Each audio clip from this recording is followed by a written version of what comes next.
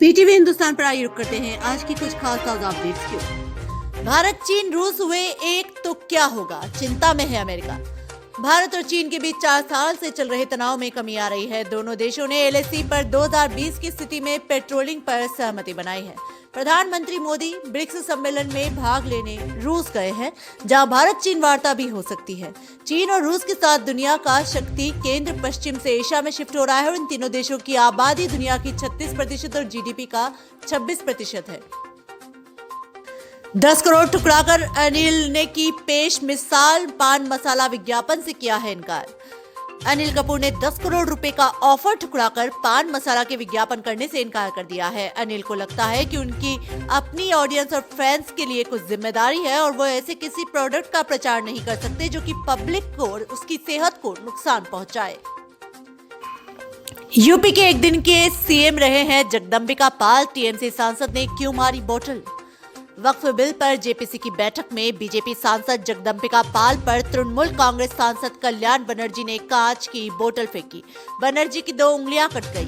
जगदंबिका पाल 2009 से लगातार लोकसभा सांसद हैं और 1998 में एक दिन के लिए यूपी के मुख्यमंत्री भी रहे थे। भारत को बड़ा झटका, कॉमनवेल्थ गेम से हटाए गए हॉकी, शूटिंग सहित पूरे 9 खेल।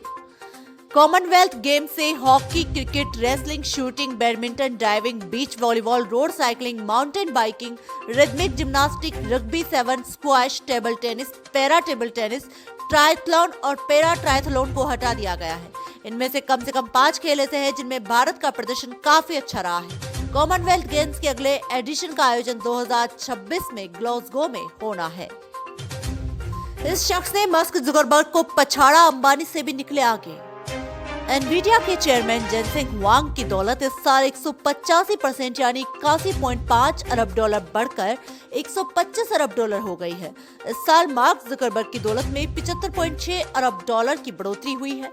लैरी एलिसन की दौलत में 61 डॉलर का उछाल देखा गया है। इस साल मुकेश अंबानी की नेटवर्थ में केवल 7.25 अरब डॉलर का इजाफा हुआ है, जबकि गौतम अडानी की संपत्ति में 11 अरब डॉलर का इजाफा हुआ है। मेरी बहन से बेहतर कोई नहीं, राहुल ने क्यों की प्रियंका गांधी की तारीफ। लोकसभा में नेता प्रतिपक्ष राहुल गांधी ने कांग्रेस महासचिव प्रियंका गांधी के वायनाड संसदीय क्षेत्र से नामांकन दाखिल करने से पहले कहा कि मेरे अपनी बहन से बेहतर प्रतिनिधि की मैं कल्पना भी नहीं कर सकता। राहुल गांधी ने कहा कि वायनाड के लोग मेरे दिल में एक विशेष स्थान रखते हैं और मैं उनके लिए अपनी बहन प्रियंका गांधी से बेहतर प्रतिनिधि होने की कल्पना नहीं कर सकता। सोनम वांगचुक ने दिल्ली में 16 दिन तक किया अनशन, अब खत्म की भूख हड़ताल, सरकार से मिला आश्वासन। जलवायु कार्यकर्ता सोनम वांगचुक ने 16 दिनों तक दिल्ली में अनशन करने के बाद सोमवार को अपना अनशन समाप्त कर दिया है। गृह मंत्रालय ने 3 दिसंबर को लद्दाख की मांगों पर बातचीत शुरू करने का आश्वासन दिया। जम्मू कश्मीर और लद्दाख के संयुक्त सचिव प्रशांत लोखंडे ने वांगचुक से मुलाकात की और उन्हें गृह मंत्रालय का पत्र सौंपा। वांगचुक ने कहा कि हमारी मुख्य अपील का समाधान हुआ और ये खुशी की बात है। भारतीय नौसेना की बड़ी ताकत, भारत ने लॉन्च की 4थी परमाणु पनडुब्बी। भारत ने विरोधियों के खिलाफ अपनी परमाणु प्रतिरोधक क्षमता को मजबूत करने के लिए विशाखापत्तनम में शिप बिल्डिंग सेंटर एसबीसी में अपनी 4थी परमाणु संचालित बैलिस्टिक मिसाइल पनडुब्बी का लॉन्च किया है। रक्षा मंत्री राजनाथ सिंह ने विशाखापट्टनम में इसको लॉन्च किया और इसमें 75% सामान भारत से बने हुए हैं। इसका कोड नेम S4 है। ये 3500 किलोमीटर की मारक क्षमता वाली न्यूक्लियर बैलिस्टिक मिसाइल से लैस है। दिल्ली में बेहद खराब हवा, ग्रेड 2 लागू और डीजल जनरेटर बैन और पार्किंग फीस में की गई बढ़ोतरी। दिल्ली में वायु प्रदूषण का स्तर बढ़ने के कारण सोमवार को एयर क्वालिटी इंडेक्स AQI 300 के पार चला गया। इसे देखते हुए graded response action plan GRP का दूसरा लेवल 22 अक्टूबर की सुबह 8 बजे लागू कर दिया। ग्रेप के 4 लेवल होते हैं, जिसमें AQI बढ़ाने के साथ साथ पाबंदियां भी बढ़ती जाती हैं। ग्रेप द्वितीय के लागू होने से पार्किंग फीस बढ़ेगी, साथ ही डीजल जनरेटर पर भी बैन रहेगा। यमुना में डुबकी लगाए केजरीवाल, छठ से पहले LG के बाद कांग्रेस ने याद दिलाया वादा। दिल्ली में यमुना नदी में जहरीले झाग की परतें देखने को मिल रही हैं। छठ पूजा से पहले कालिंदी कुंज इलाका झाग से ढका नजर आ रहा है। LGV सक्सेना ने केजरीवाल पर निशाना साधते हुए कहा कि नदी की तस्वीरें सोशल मीडिया पर शेयर की गई हैं।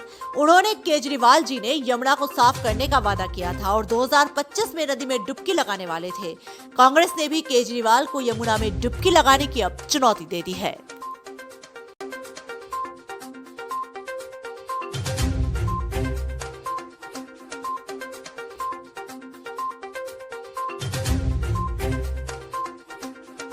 देश दुनिया की तमाम बड़ी खबरों से जुड़े रहने के लिए देखते रहिए पीटीवी हिंदुस्तान। यदि आपने अभी तक आपका अपना YouTube channel PTV Hindustan subscribe नहीं किया है तो अभी सब्सक्राइब कर लें, बेल आइकन जरूर दबा दें।